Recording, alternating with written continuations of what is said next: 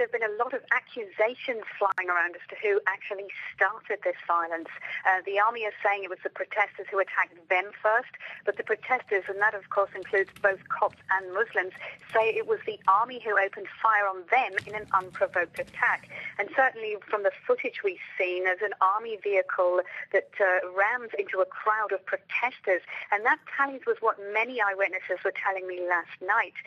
There have been a number of arrests today. Military prosecutors have been questioning 25 people accused of being involved in the clashes, but as yet there's no information on who exactly these people are or what exactly they're alleged to have done.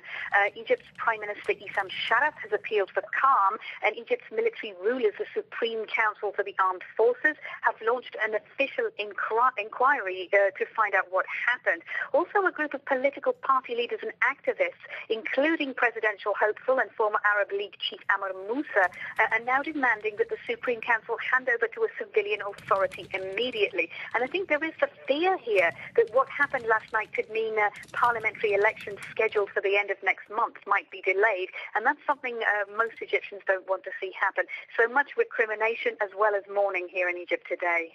The Copts are clearly Christians.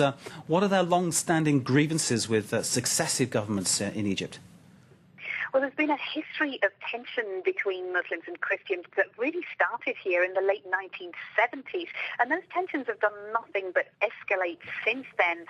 Shortly before Hosni Mubarak's ouster at the beginning of this year, there was a bomb attack on a Coptic church in Egypt's second city, Alexandria, and of course that provoked a widespread outrage here. And certainly there's been a spate of attacks on Coptic churches since the January 25th revolution, especially in Upper Egypt. There were bloody clashes in a poor neighborhood of Cairo in May this year between Muslims and Christians that left a number of people dead. Now, the Coptic Christian community here say they feel their rights have been consistently ignored.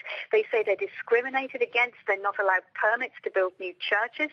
They say they've been subject to frequent attacks by Muslim mobs, and they've accused the authorities of not doing enough to protect them, especially since the revolution. And they become increasingly angry about this, and it seems their anger has reached boiling point, and that anger towards the security forces and the ruling military council was what we saw played out in the streets of downtown Cairo last night.